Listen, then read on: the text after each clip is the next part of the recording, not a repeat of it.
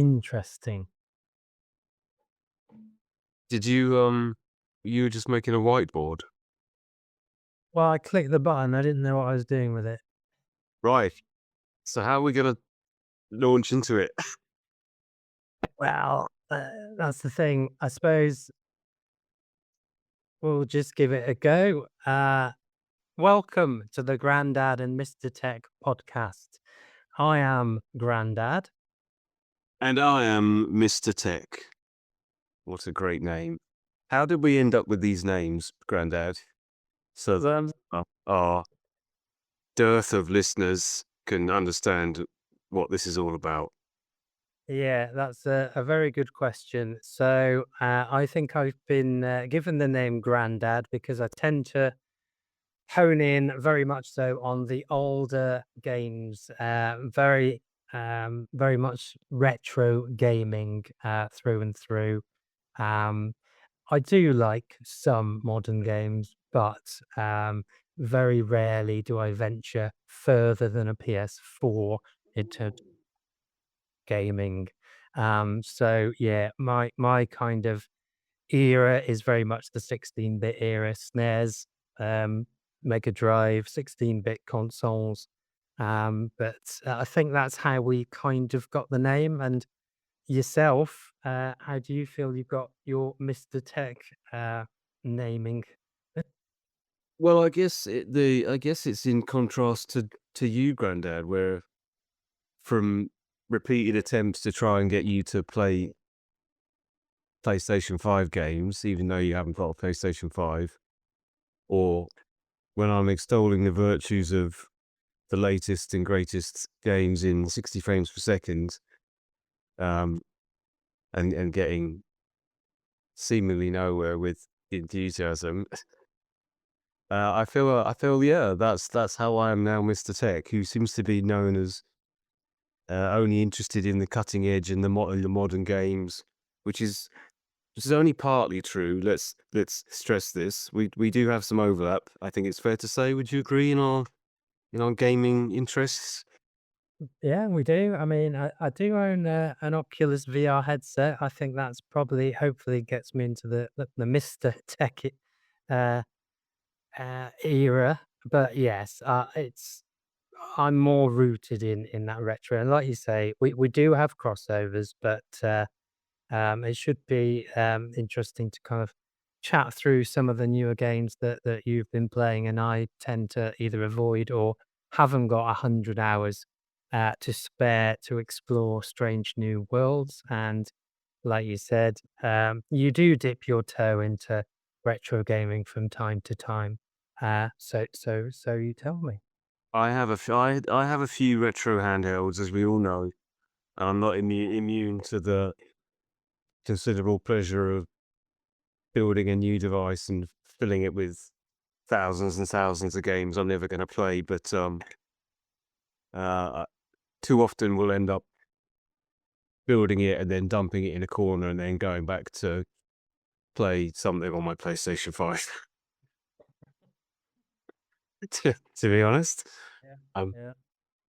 so yeah, we I think we represent a lot of gaming history between us, and we've probably played an awful lot of games. But this is our chance to look at everything in gaming from the two, perhaps not polar opposites, but the two sides of the gaming coin, the kind of old and the new. I think that's what we're all about, isn't it? Yeah, definitely. So, what should we start with? I think it would be good to hear a bit more about ourselves.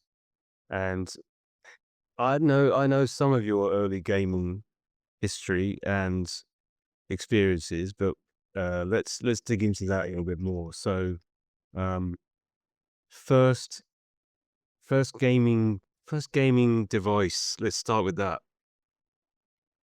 Yeah, it is recording, isn't it? I think so. Yeah, we record. We know what we're doing. We're a Yeah. Okay. fast outfit. Yeah, Hey, yeah, we're recording. that's okay. Yeah, Yeah, I got the modern tech sorted. I got Zoom sorted. yeah. Um, just there's a very early computer class as a gaming memory because, yeah, I think if I cast my mind way back when, my first kind of memories of getting into gaming were actually with a BBC Micro. So I think we're going back, well, into the 80s there, but my parents thought it'd be a very good idea as, they were using them at my school at the time to get me one to help with, schoolwork. Obviously, that did not work in any shape or form because I tried to look at, ways that I could, get games onto there and, you know, I dabbled a little bit in basic programming, but I did nothing more than what most people tended to do, is to get the computer to repeat lots of rude words over and over. But yeah, I touched on things such as I think I remember playing Elite, back Oh, yeah, yes. Yeah, yeah. Did you ever play that? absolutely. So I'm not. I have some BBC Micro memories. My next door neighbour, um, who shall we call him? Let's call him Mr. S. If you're out there, Mr. S, how you doing? Um, yeah, he had the BBC Micro, and I think my first time even seeing Elite was probably on his BBC Micro, which naturally blew me away. Which I think it would anyone at that age who's into Star Wars and whatever. Um, and then, of course, I ended up playing it myself. Being Mr. Tech, he had a BBC Micro and I had a Commodore 64 at the time, which was obviously a massive technological leap. Um, but yeah, BBC Micro, definitely. And like you, I was there printing 10 print, fuck off, 20, go to 10. Sounds like we had a similar experience. Yeah, yeah. What else can you remember from your BBC days then? Maybe a bit of Chuckie Egg, maybe a bit of Chuckie Egg, yeah. Sabre Wulf? Chuckie Egg I did. I was absolutely obsessed with Chuckie Egg. I even got, my mum into that as well, so again, that sort of helped with the justification a little bit with having owning it, but yeah, Chuckie Egg, yeah, that was a classic. I did absolutely caned that, hours and hours playing that game. Yeah, that is a good memory of mine, actually. Yeah, good stuff. Um, I don't remember being very good at that, but, I remember it being very hard as a lot of retro games, were, and like you said about, the Commodore 64, I do remember, a very good friend of mine who owned a Commodore 64 around the same time, and yeah, that did feel like a massive, leap, and I always used to go to his house, and he'd used to play things like Outrun and things, and I never wanted to leave his house because it was just the difference was so incredible. But I never actually owned a Commodore 64, but yeah, he was a good friend, so oh, still is, but, you know, I spent a lot of time over there, so it almost felt like by default, I also owned a Commodore 64. yeah, that's the same for me. I could effectively play BBC games more or less, maybe not when I wanted, but being next door neighbours, we were around each other's houses so often that it kind of felt like I had BBC covered. And they were playable, I'll give it that. It was, there were some games on the BBC in, I would say, Sabre Wulf, I remember, and, I don't know if you ever played a game called Exile. No, I don't think so. Right. Um, I would just say that was like a very early kinda open world game, really, where you were stranded on a planet and you had to jet back around and find little bits of your ship and repair it and whatever, and that was the one game that he had on the BBC. Um, it eventually turned up on the Commodore, but for a long time, I was massively jealous of that because it was absolutely brilliant.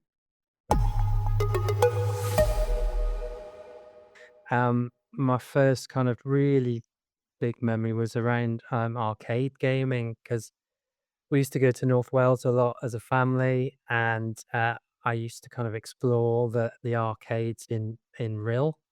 Um, and I it didn't even matter that I had, I was only very young. I didn't have a lot of money to play all the arcades, but even just watching other people play them was enough for me. I used to stand for hours just watching people play things like Double Dragon, which is still to me in terms of that arcade feeling and gaming takes me right back. Because back then that was, a big thing as a lot of the arcade machines were. So I think a lot of my experiences are very rooted in that arcade experience, and I was quite lucky to go quite regular on holidays and just kind of see what the latest kind of arcade machines were out there. And yeah, as a young kid, it just kind of blew my mind. And it's incredible now, isn't it, that you can get these things just on a tiny handheld device. But back then, these are expensive, big arcade machines that you could only go to the arcades and chuck in, 20p, 10p to play for probably about 30 seconds if you were lucky. As I remember, as all arcades were absolutely solid, weren't they? So Yeah, very much so. It sounds like I've had a similar experience there in my childhood then, because yeah, any trip to where would it have been? Where would I have been going? That was probably Wales as well, or somewhere down south occasionally. And yeah, any chance I could get to jump on some arcade games. Um, I have strong memories of playing Super Mario Brothers for the first time on the arcade, and I think the thing that probably hooked me more than anything was the music, which might sound, well, it doesn't sound odd at all, really, because the music in Mario is amazing. But yeah, never played anything like that. Had no idea what Nintendo was or anything then. Um, and this Star Wars sitting cabinet game and the Outrun sit in the cabinet and Operation Wolf. I think I was drawn to things with sets or appendages. You know, I don't actually remember playing many kind of beat 'em ups and things. Probably because you needed two players, and no one in my family would join in with me. But um, yeah, for a long time, arcades were always, they were the dream, weren't they? In that era, you you had your home machine, and that was great, and you loved it.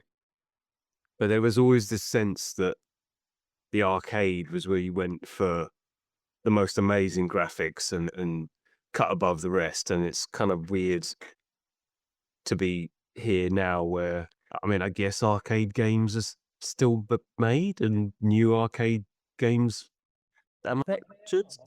yeah, we're not But, big. do Yeah, are they, do the graphics compete with probably just a PlayStation? Probably that's the not. trouble. They tend to make a lot of kind of quirky ones or ones based on mobile. I think I saw a Flappy Bird arcade machine or something, or Oh a my huge God. um, Pac-Man 4-player thing. Yeah, they make them quite, like an event, something like with loads of different attachments on, and yeah, because they can't compete a lot, can they? It's a different, like you say, people have got PlayStation 5s and all the modern stuff, so yeah, they tend to just be big, experience type, machines, so All right. So, Grandad, after your BBC Micro days, what was the next system you had then? When did you become a gamer, and when did your parents let you play games? This is also part of this. When were you allowed to play games, and what were you playing them on? Because I don't think I know that. yeah, so I think again, my parents tried again to get me an educational computer. So from the BBC Micro, I kind of jumped onto an Atari ST. Oh, Flash. Yeah, which back then would have been an absolute fortune, I'm sure. I mean, it was probably about £400-500.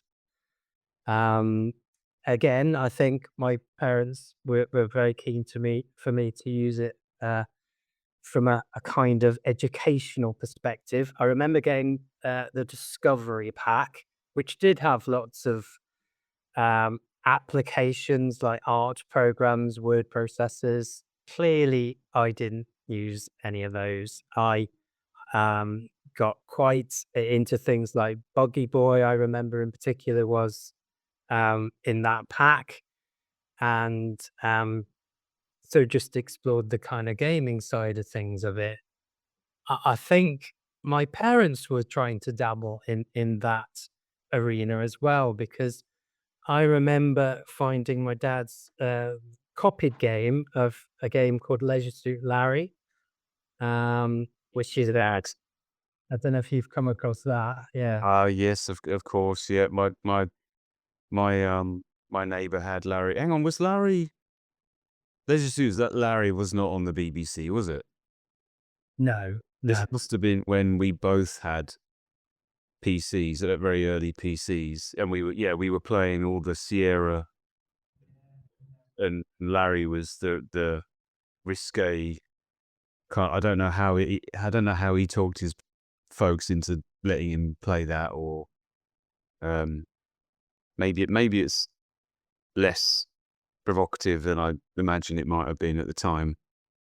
I mean, at the time, yeah, it was a bit of a secret, yeah, erotic game that me and a good friend were desperately trying to kind of access, because it is an adventure game. There is elements of riskiness, which, today is probably quite laughable. But you actually had to answer 5 questions, I think it was, to actually access the game. So me and my friends spent pretty much, most days trying to actually answer the questions, which now um, are relatively quite straightforward. But back then, being quite young, they were clearly targeted at older people. And we didn't have the internet, obviously, in those days. But I think there was actually a shortcut button to actually, yeah, circumvent all those questions anyway. Obviously, we didn't know that. So on the rare occasions we got into the game, yeah, it was amazing. It was like finding a secret, hidden, game that you weren't really supposed to be playing.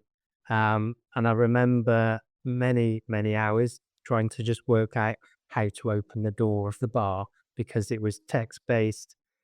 We were learning the language of adventure games back then, but it was all really good fun. Let me guess, you walked Larry awkwardly using the cursor keys over to the door, Yeah. stood in front of the door, and then typed "open door." Is that yeah. Yeah. It's an odd concept now, isn't it? This combination of a text adventure and a move your man around adventure game. I guess it was the best that could be done, but I do remember a lot of that with Space Quest. I don't remember the copy protection though. My neighbor, whose copy I think I then took a copy of, he must have had a hacked copy, because we certainly weren't sitting around looking up obscure arcane adult knowledge from Yeah. sources and encyclopedias or however you found these answers. Can you remember any of the questions? They were just, they were kind of media based. There would be things like, current presidents' names, or, a kind of media personality, or a bit of kind of geography, general knowledge kind of stuff. I think you were allowed one wrong. But if you got 2 wrong, it basically said you were a kid and you had to basically reload the game. But back then, it felt like really difficult to kind of get in. Uh, but yeah, that was really good fun though, because I say it was the risque element, and also when you actually got into the game, it was a very new thing, like you say, controlling a chat, doing really inane things like, going to the newsagent at the supermarket, trying to kind of chat up women, for young lads, accessing that kind of a game back then. blew our minds. So, Yeah. uh, I I think remember having to buy or obtain prophylactics from something, that's right. Yeah. Yeah. and I had no idea what this word meant. I can distinctly remember that was the word they used, and just being, yeah, completely dumbfounded, like, what's a prophylactic? And it just Yeah, yeah. now it seems like an odd choice.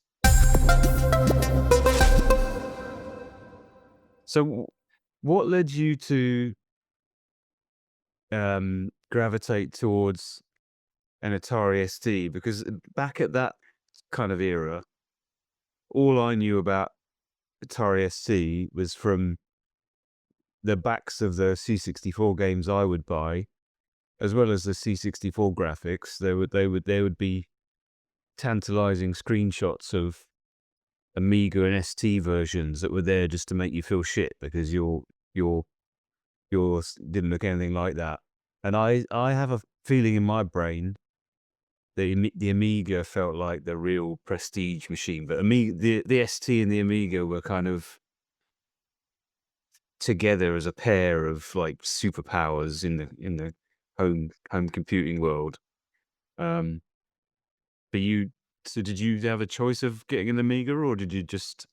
No, I don't even remember that kind of being on the radar or even for a choice. I think literally my dad kind of, I think it might have even been one Christmas or possibly birthday, but because I think secretly, yeah, dad wanted to kind of dabble in a bit of gaming himself, but the it was the kind of, oh, we've bought you this now because this will really help in terms of, yeah, school education. So I don't remember ever wanting or requesting that. I mean, I was really happy to have it because, again, that was quite a big thing back then. But yeah, it was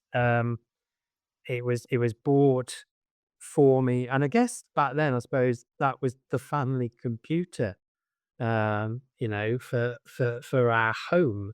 But yeah, it came with, say, a hell of a lot of games, lots of applications which I promptly pretended to use, but yeah, was playing on the kind of games on the system back then. Oh, and I remember in particular saving up my money for absolutely weeks on end and buying a game called Hostages. I don't know if you've ever come across that game. I've never heard of hostages. I'm gonna have a little Google of it here while you describe it. Hostages. And that was a game that blew my mind for many different elements, really. So a game that is kind of split into 3 sections, I think it was. So you were controlling like a SWAT team. So you do things like strategically place your people around, the building. You'd have to kind of dodge, gunfire. There would be like a sniper element to it where you could view the kind of building and look through the windows where the bad guys were. And then I remember it had a kind of Doom-esque, level to it where you were then storming the building and creeping around and trying to find where the hostages were, shooting the bad guys and saving the day. But it was like an entire kind of back then for me, like a big kind of, movie kind of feeling. And that was my kind of big memory of wow, games can do this, and yeah, I think I paid the princely sum of about £25 back in the days where you had to mail order games and wait painstakingly for it to arrive in the post. But that was, I think, my first ever purchased game on a system. That does seem like a lot of money. I've got a memory of a new C64 game costing me about a tenner, a nice solid 9.99. For anything much more than that, but then maybe you were paying the Atari ST tax, and you're bound to pay more. But yeah, it looks pretty cool from what I'm looking at here.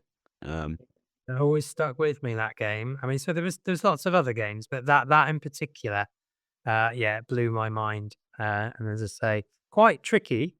But once you got the hang of it, yeah, I like the kind of shifting in all the different elements. It wasn't just one particular stage or thing you had to do. You really had to kind of plan around what you were doing with your team. And yeah, I like the kind of mix of different styles. I do have to ask, have you been back and replayed it ever? I have, yeah, not on the Outlook. It was bollocks, wasn't it? Admit It wasn't, Oh, and it wasn't. No, it did actually still hold up. Obviously, yeah, it's lost the kind of sheen, from discovering it as for the first time, but I actually still quite enjoyed it. I did play through it a couple of times again.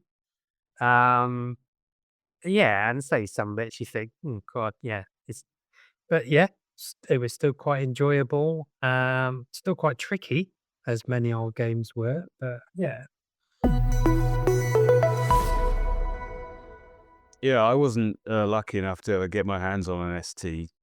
I can remember me and my neighbor both so eagerly lapping up the screenshots and kind of dreaming of having one, and it was always the wish. But I just remember them being incredibly expensive and just no chance unless my dad, as he did with the C64, decided to kind of borrow one from his workplace, which they probably didn't have them around.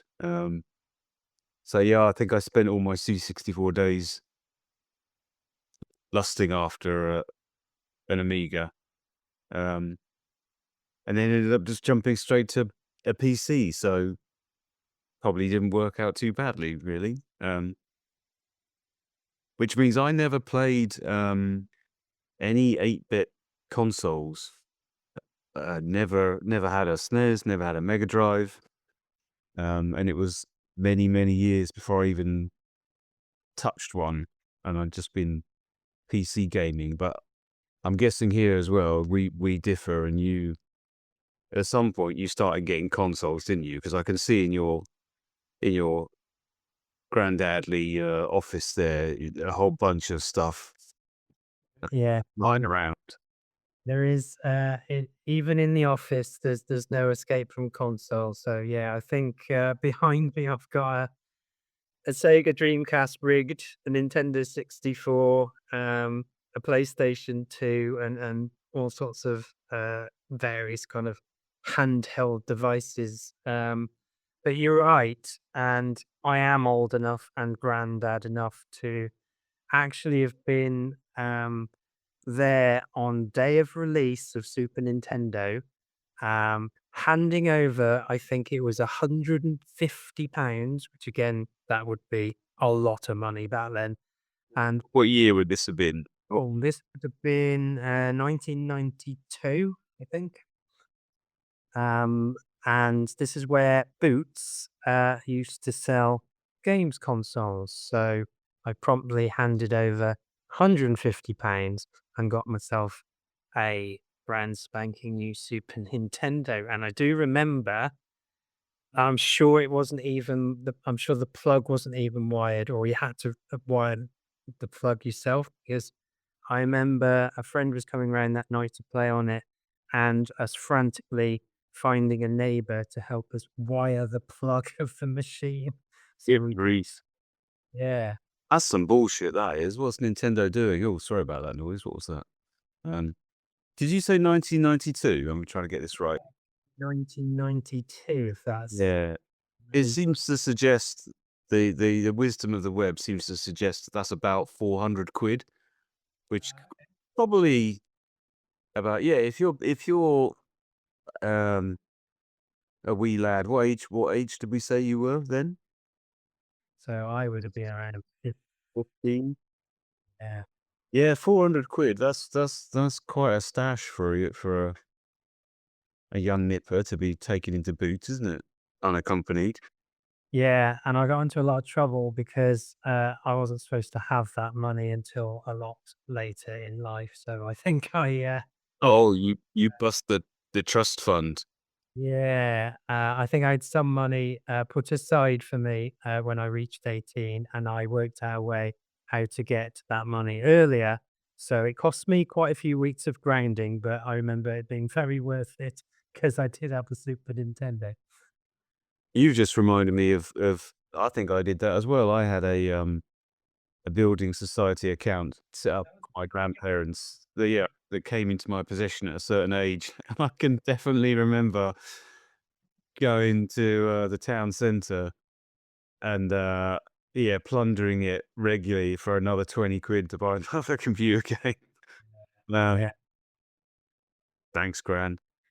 Totally And worth it. that's how strong the urge to get a Super Nintendo was that, yeah, I circumvented and got myself into quite a lot of trouble back then.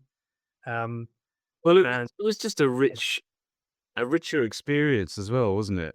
Going into a game shop, whether it was Smiths or Boots. So I remember my town. I can't think at all what it might have been called, but they definitely had a dedicated computer game shop. Um, some independent thing. Too early for any other kind of chains. And yeah, that era where it was, for me at least, the kind of big box PC games, where the box is really quite chunky. It come with a ton of stuff. Going in there and rummaging at the game boxes was just an incredible experience. And for as much as I love modern games, the um the lack of that now and just a generic DVD size case with a CD in it that probably hasn't got any code. It lets you download it from the store. That's a sad loss. Um, yeah, and I remember it still sticks with me now, and I think me and my friend, we literally played because all we had was Super Mario World. I couldn't afford to buy any games alongside that, but I think we just played it literally all night long until we just made ourselves ill, but we just loved it. Um, and yeah, that was one of the best memories I've got of that era of gaming. The other memory was, I think it might have been 2, 3 years ago from '92, so I think we're talking '89, aren't we? Um, I got a Nintendo Game Boy for Christmas, and again, that still probably remains one of my best Christmases I've ever had, and and you're likely to ever have now, let's face it. yeah, exactly. Yeah, the Game Boy, I was lucky enough to get a Game Boy brought back from the States for me, by my dad on a business trip. And yeah, that was pretty magical. And that was the only, that was the only console or handheld obviously, but via um, the big manufacturers that I ever had got my hands on. I never had a SNES or a Mega Drive or anything like that, but I did have a Game Boy, and that was a magical machine back then, wasn't it? Just the ability to play something in your hands like that. And I like you described with your Super Nintendo. I think I had Mario Land, and that was probably well Tetris. Tetris on its own for many many months. And at some point, I went and got myself Super Mario Land. Um, That's why I had, yeah, I had Super Mario Land and Double Dragon along with it at Christmas, but my parents very cleverly kind of made me open the games first and then said, maybe you can save up and get a Game Boy, but we'll get you the games first. And then the last present was the actual Game Boy. So but the it's classic Christmas yeah, double bluff. Oh, have a game. Fuck you. We're gonna give you anything to play it on. Oh, yeah, what's this? It's a SNES. yeah. Typical, yeah. And I still have the boxed Super Mario Land and Double Dragon for the Game Boy in my cabinet downstairs, still to this day. That's pretty good. I don't know why I did this, but I chucked all my boxes out. Why did I do that? That just makes no sense. Um, I had them for a while, and at some point they just went. Obviously, I've still got the Game Boy, and it still works. Yeah. which I'm pretty chuffed with. Although it's quite torturous playing it on the actual screen nowadays, isn't it? But I will admit, when I did go back to the original Game Boy, yeah, it is a little, blurry, and it's a little like you're playing through fog a little bit now. You do appreciate the modern kind of retro handhelds that we've got, but yeah, it's, and I say I've kept mine, but it's just there for posterity and the memories really, so. it'll be a sad day if the Game Boy ever decides not to turn on. I know that. Um, that will be a sad day. So, SNES, you're a SNES man. Um, and yeah, I was deprived of any of these experiences until way, way, way later in my life. Um, when I was a teen, say luckily, I think because my dad brought one home first of all, I was playing games on a PC, a 286 of some variety. Um, and then at some point, I managed to get enough pocket money, or perhaps my my um, building society account took hit after hit, and I was building my own PC, which seems quite. I must have been old enough to know what I was doing there, but yeah, I definitely built. I think a 386 and then a 486 DX2 is what it was called. Um, and I was spending money buying like a new graphics card or a sound card. I can remember that buying my first ever Creative Lab Sound Blaster, because at that point you'd been playing these PC games and just you had to settle for what they called PC speaker sound. I don't know if you remember that.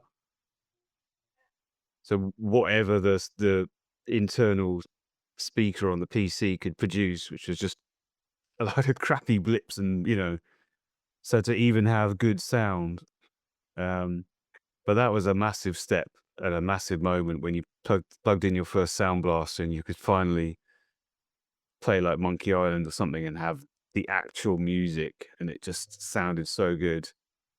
But as a result, yeah, I was building PCs, playing PC games, winning Doom competitions as you do. And it was only until I got to university and I was living with one of our mutual friends that I ever really turned on a Super Nintendo or a Mega Drive, because he had both of them, and it was quite a surreal experience, kind of jumping back and seeing a Mario game and being able to play a Mario game or a Sonic game when I was aware of those as a younger man, but I just never touched them, which is yeah, quite strange, but nice as well, is to sort of finally catch up. And then obviously in time, I managed to procure myself a SNES from a boot sale with a dozen games, which doesn't happen anymore, does it? So No, uh, sadly not. that was pretty special.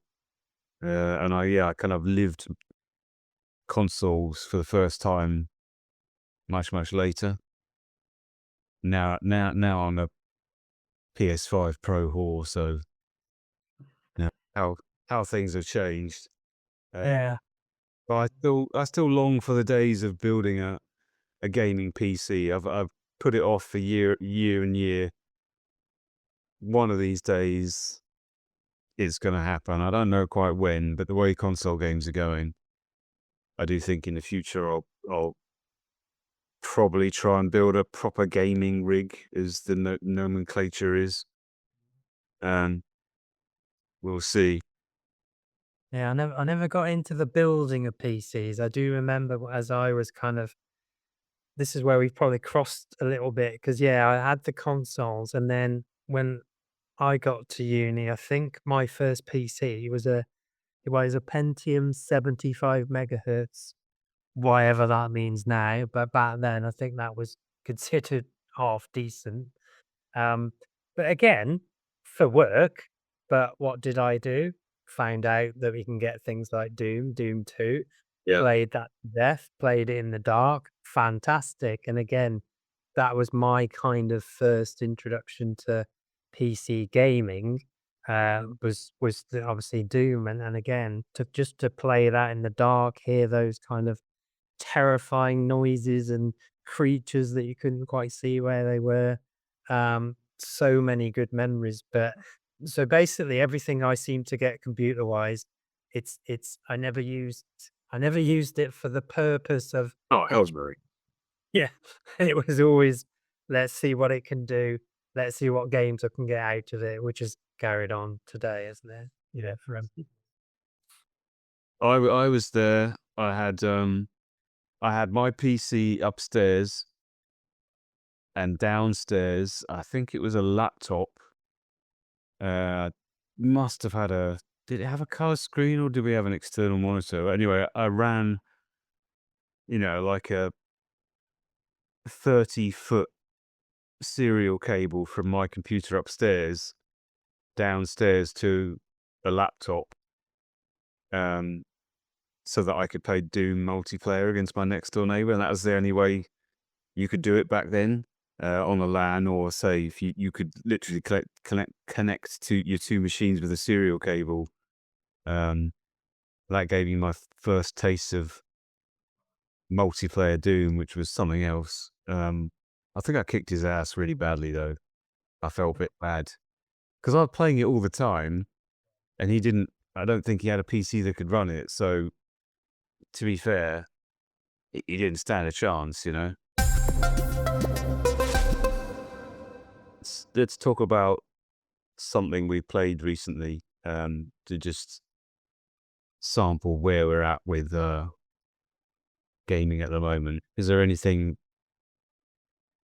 that you've played recently that you would have well, I have been playing, I think, a more modern game, but as I think you described it, it's more of a kind of modern game hiding in retro clothing because I've been playing something called Horizon Chase Turbo, which it does feel very much like the old kind of Super Nintendo racing games, particularly Top Gear.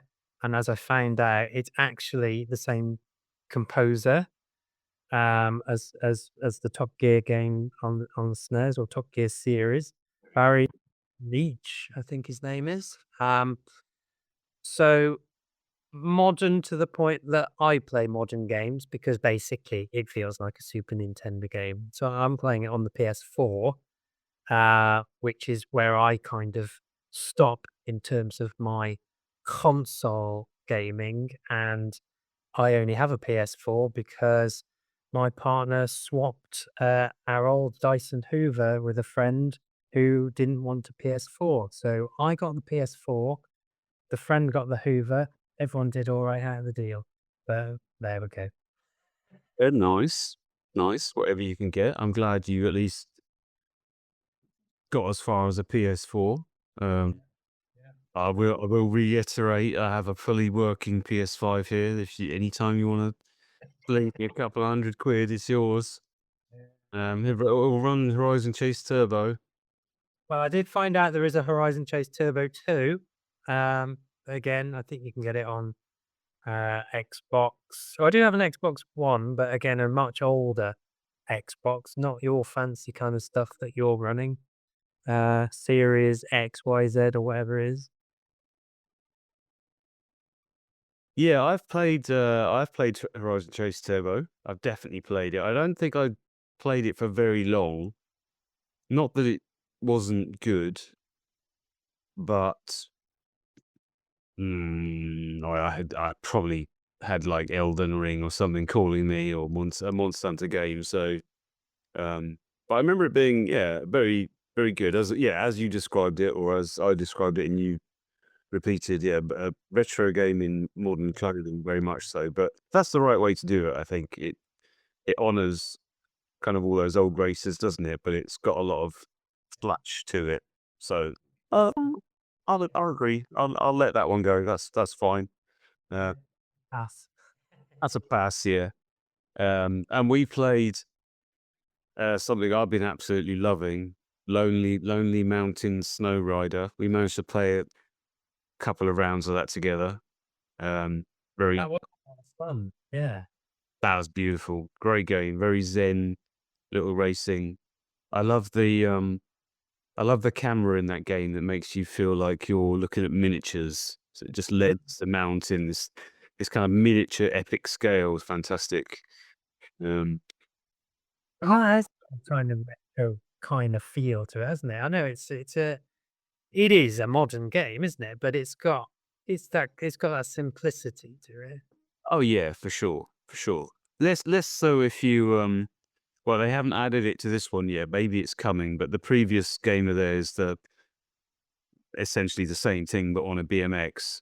You can go and do online daily challenges and things on that, which I have been doing. I managed to spend a ridiculous number of hours last weekend trying to get onto the first page of the leaderboard.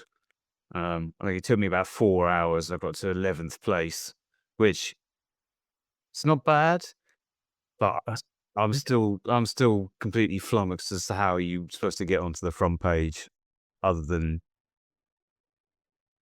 out of bounds tricks and hacking it. Basically, I don't know. Maybe I'm just not don't have the skills. But it's all about Monster Hunter Wilds now for me, which perhaps when we meet again, I may have actually had a chance to play it because it's out in a couple of weeks, Okay. and I look forward to telling you why you should be getting into Monster Hunter, which I guess you haven't touched. I don't think I've ever played a Monster Hunter game, if I'm honest. Yes. So Monster Hunter World, as you probably know by now, is one of my favorite. It's become one of my favorite gaming franchises. Um, I could say of all time, but that phrase just means so little that, um, at the current moment in time, it's probably my favorite franchise. And even though I've got a massive backlog of God knows how many games and free games and whatever, that I have delusions of playing them all, in reality, it would probably be better just to play a couple of games all the time. And Monster Hunter for me is one of those games that's probably the game that I would play. If I was sensible, I would just play that and enjoy getting really good at it because it's got a very what's say steep learning curve. It's got a learning curve that you can have played 100 odd hours of it as I have, which is nothing really. Like if you listen to any proper Monster Hunter people in the community, the gaming community, they would be playing these things for like 1,000 hours and that, and they, but it gets you get better and better, and it always seems that there's like another level of skill that you can try and get to. Um, so yeah, it's one of those things that you can just sit there forever, and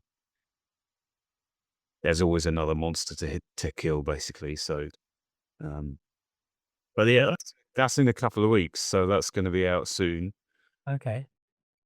Looking forward to that one. Is there anything? I feel a bit silly asking if there's any new games coming out that you're looking forward to, but is there is there any old games All games? Yeah.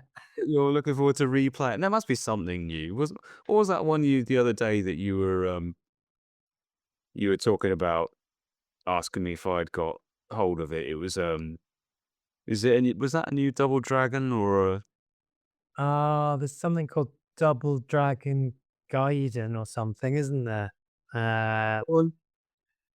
Again, it's probably just a rehash of Double Dragon, but it would qualify as a new game, yes. Uh, I think that's what it's called. Um, I'm not I'm not sure I've ever played more than 2 or 3 hours of a game, actually. 100 hours suddenly seems quite frightening, but I suppose I did sink a lot of time into Final Fantasy VII back in the day, but even then, probably not hundreds of hours. Yeah, I think you need I think you need 100 or so to that to finish maybe, but, let me see what, again, the wisdom of the internet tells me you need to put in to beat that game. We're talking original Final Fantasy VII, yeah? Yeah, original. Yeah, The PlayStation. original. Oh, okay. Well, how long to beat? That database of game completion times is telling me that you only need 36 hours to complete Final Fantasy VII. Hmm. Or if you're a completionist, you need 80. But yeah, I got Yeah, I remember getting quite far, but the trouble with those kind of games is I'll get so far and then I stop playing it and then I forget what I'm supposed to be doing. So, and yeah, then you I could, know that one. I know that problem. Um, more games. I've been asking this forever. Asking, as in moaning to myself that they don't do it. I've not asked anyone. Don't know who I would ask, but I feel like more games should have a feature that when you boot it up, if it sees that you've played it, it knows how long ago you last played it, and it should intelligently prompt you to, um, redo a tutorial or remind you of the controls, which it probably did in the first hour, or even remind you of the story or something. Or I feel there's not enough effort put into that kind of side of things, if any. I can't think of there's probably something that does it, but I can't think of many games. Certainly an old game, you're not going to get anything like that. But modern games, which track all this time, come on, give us a hand here, because yeah, we're old. Like we can't remember all these controls. well, that's the thing, you know. I mean, I know we were discussing, weren't we, about our statistics because various platforms now will remind you of Oh exactly. yeah, we did. Although it's February now, and they were out a long time ago. But yeah, relatively, yeah. Last 2024 roundups. That's what we're talking Yeah. about, isn't it? Yeah. And what was your most played game? And how many hours did you sink into it? I believe it was. Oh no, it wasn't Monster Hunter. It was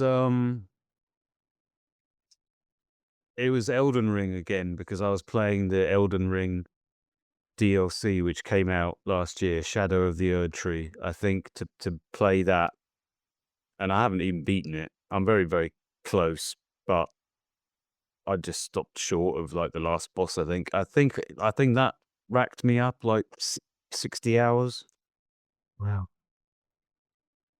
Um, yeah, about 60. And I think Monster Hunter World, which is the precursor to the upcoming Monster Hunter Wilds, I think I managed about 50 or so in that, which again is, I think that's quite respectable when when you're a person with obligations. But it's kind of frustrating to listen to proper gaming podcasters and people who, they'll talk about, oh yeah, well on my first playthrough. Hey, what the fuck? I've been talking about your first playthrough. And I think it sets us this strange idea that you can buy a game, any of these games, and not just play it once, but actually play it twice in a lifetime. Like I love Elden Ring, and I've gone on about it a lot to you guys. Um, and I spent all in probably like 150 hours with it in the DLC. But realistically, am I ever going to put that many hours in it again in my lifetime? Probably not. Like, No. otherwise, I'll just never get to touch anything else. So the idea that all these friggin' YouTubers that make their living playing games, I think sets a strange precedent that, oh yeah, yeah, yeah. When you're on your third playthrough of this 200-hour game, like, what are these people doing? That's a lot of hours. I was quite interested to read my stats, so much so I had to jot them down. So I think I got to 2 hours for Nintendo Online. Uh, the most played element of that was N64 online for 2 hours. Well, I think it might have been an hour on Mario Kart. Um, PlayStation 4, so Sony wouldn't even tell me because it wasn't a Come back when you've played more than 10 minutes, loser. non-existent, they wouldn't tell me. And Xbox, I think I got up to about 15 hours maybe, but that was for Forza Motorsport 4 and the Xbox 360, which I do really and I love the music on that, but it's clearly quite an old game. So yeah, my stats were nowhere near your quite impressive amount. Well, yeah, it seems quite impressive in comparison. I feel like it's nothing in comparison to the people Wow. I follow, or watch online, etc. Yeah, yeah. It's There's not great, is it? a couple of real gamers here. Yeah. Um, Uh, but I think we represent the real gamers, as in your average man or woman might do well to rack up 40 or 50 hours of a game. Or maybe a couple of titles in a year, they might get 40 of each up. That's probably where I end up about most years. There'll be a couple of games that I sink a lot of hours into, and a whole bunch of things that I just boot up for 20 minutes and think, "Oh, this is amazing. I'm gonna play all of this," and then put it down and don't. It's a funny thing, gaming time, isn't it? yeah, and I think as we go through and I'm very similar. So I will tend to play an awful lot of games, but not for very long. So and yeah, it'll be quick kind of bashes on things, 5, 10 minutes, 20 minutes, like you say. But I think we kind of represent that kind of we've got quite a lot of broad crossover, but again, we do kind of mine quite a lot of older games. So it'll be quite interesting to have those kind of discussions about what we're kind of plucking out and what we're kind of focusing on because I will tend to just shift in terms of yeah, one week or 1 month I might be quite obsessed with arcade games. Other times it might be, yeah, more handheld, and I think between us, we've clearly explored, owned probably every single console and handheld known to man. So I think we've got a lot of experience around dipping in and dipping our toes in lots of different genres and different consoles. So I'm looking forward to having those kind of conversations and you trying to enlighten me on what's happening in the modern world. Uh, but again, yeah, in terms of what I'm looking forward to, it tends to be lots of, yeah, more modern games hiding in retro clothing, I guess. Yeah, that's a nice way of looking at it. Um, well, I'll do my best to reveal to you the modern wonders of AAA gaming, uh, and also the grotesque side of it as well. Um, and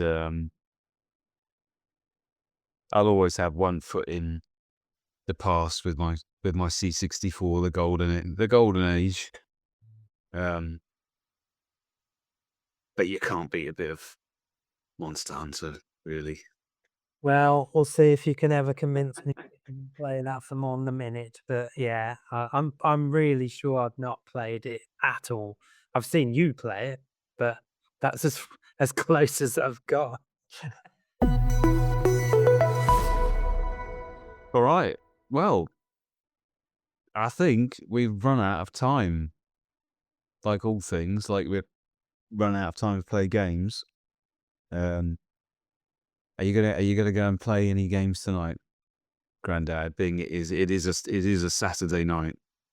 It is a Saturday night. Yes, I can't decide what I'm going to play yet. I have been sort of rigging up consoles as I always seem to be doing, and as I'm sure we'll discuss as we uh go through these podcasts, I have got quite a lot of yeah, physical consoles that I've got ready and plugged in to go at any moment. But I am feeling in a bit of a Super Nintendo mood also. We'll see what I can kind of come up with, and I might try and explore, yeah, some of the more obscure Super Nintendo games that aren't so obvious. All right, good answer, good answer. You've reminded me that on my Switch, the latest Nintendo Online offerings on the virtual consoles. I'm sure they announced something recently. Um, some obscure Japanese game that I'd never heard of. That was luring me in. But you've cancelled your subscription, haven't you? So none of I'm that. You. So, because 2 hours for £35 just isn't cutting it, and as I've said, 2 hours on pretty much playing N64 games, which is criminal. Because literally, as we record this today, right behind me is a Nintendo 64 plugged in with GoldenEye ready to go. Hang on a minute. There's I'm surely gonna make you jealous then. I'm sure the let me see if I can find the very, very latest N64 Nintendo Online game because I thought, oh, Grandad would want to play that. I think it was a racing game. Is this the news item? No, no, no. Oh, yeah, here we are. Ridge Racer 64. Interesting. I'm not sure I've even played that on Come N64. on, that's got your name all over it. Yeah. Oh no, it was made in 2000s, fairly modern. Oh, Yeah. But oh yeah, that did have some appeal. I'm not sure if that's been dropped yet or if it's coming, but I quite fancy having a little look at interesting. Ridge Racer 64. Cool, yeah, maybe I'll do that. It's either that or I'm gonna boot up PlayStation Plus recently offered over Christmas or just in January, the last God of War game, God of War Ragnarok, which I don't know if you. I've heard the words God of War together. Again, I don't think I've ever played God of War on any system. You know the old God of War though, like the original. Surely you know we're talking like PlayStation 1 or whatever. The original God of War. Basically, little bald fella running around, very war. PS2. Yeah, Yeah. PS2. Yeah, what am I talking about? Um, well, obviously it got rebooted a few years back. Um, quite a few years. What year? Oh, 2018, I think it got the series effectively got a reboot, and they're on the second of like the modern incarnation, which is a very high profile game. But yeah, if you wait long enough, these things just drop on PlayStation Plus for nothing other than the cost of your yearly subscription. Yeah. And yeah, that cropped up. So I would quite like to go and have a look and see what that's like. I know what's going to happen though. It's going to be brilliant because its presentation is stellar, and I'm going to play a couple of hours of it and think this is awesome. I want to play all of this, and then I'll get to about 5 hours, and then that will happen with something else, um, and I'll probably forget it like you described. And then when I come back to it in 3 months' time, Yeah, I've no idea what you and mean. I'll just get my ass handed to me because I've forgotten all the skills. Um, such is life. But yeah, I'll have a little look. I'll tell you how that is next time. God of War, Ragnarok, and yeah, a bit of Ridge Racer 64. Let me check them out. All right. I think that's a wrap. Thanks for your time, Grandad. Thanks for your time, Mr. Tech. And until we speak again, the world's most cutting edge gaming podcast is now entered the airwaves, and we'll see you all very soon. All maybe one or two listeners. Cheers, then. Cheers. Happy gaming. Bye bye.